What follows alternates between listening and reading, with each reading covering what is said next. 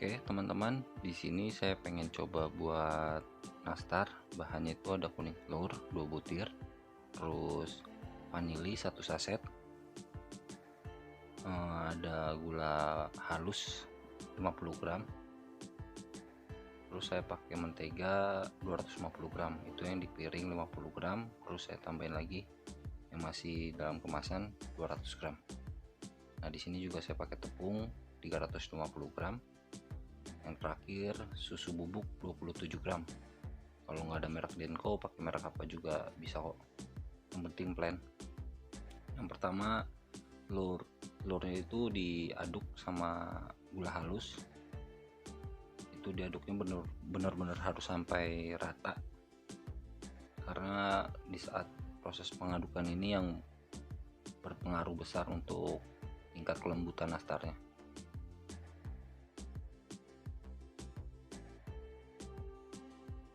Setelah sudah rata, baru dimasukkan menteganya sedikit demi sedikit ya, masukinnya, karena tujuannya itu agar menteganya itu tercampur dengan rata.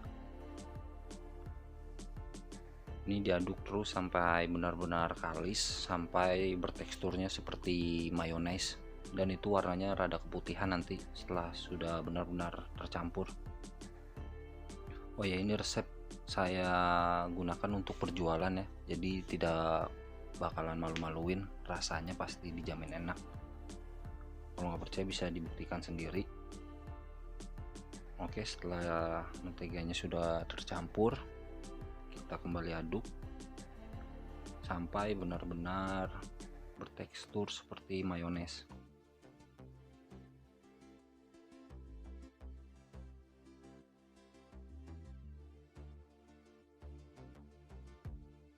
Nah, jika udah seperti tekstur mayones, boleh kita masukkan susu bubuknya, dicampur dengan vanili, langsung dimasukin dua-duanya.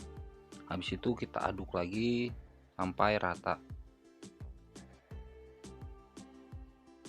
Untuk langkah-langkahnya diikutin ya, step by step, jangan sampai salah, karena jika adonannya tidak kalis itu tekstur nastarnya itu bakalan beda.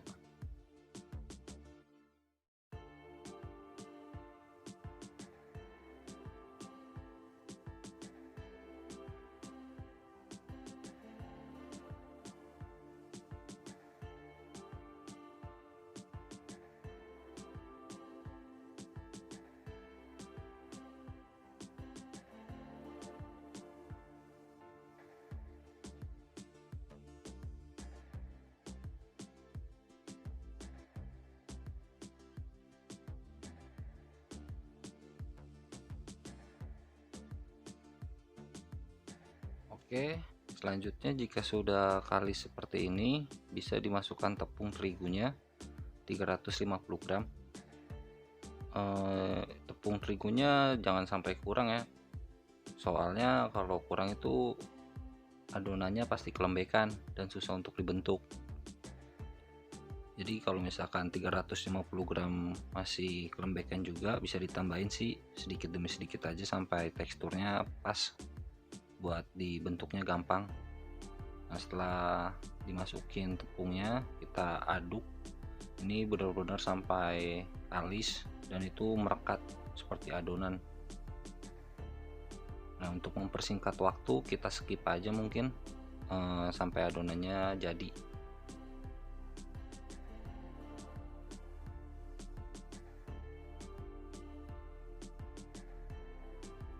Nah, ini dia jadinya seperti ini adonan nastarnya.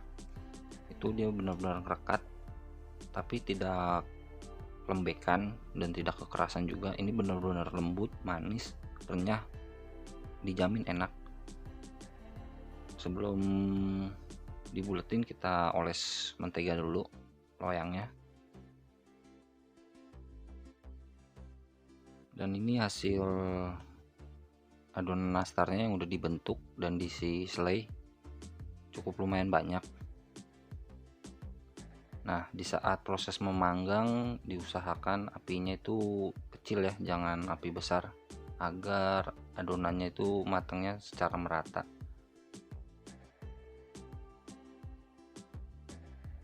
Ini dia hasil dari adonan yang tadi kita buat, cukup lumayan banyak, 2 toples lebih sedikit. Jadi nggak akan rugi ya menurut saya kalau untuk berjualan dengan modal sedikit tapi hasilnya itu sangat banyak. Semoga resep ini bermanfaat buat teman-teman semua. Jangan lupa subscribe dan aktifkan loncengnya.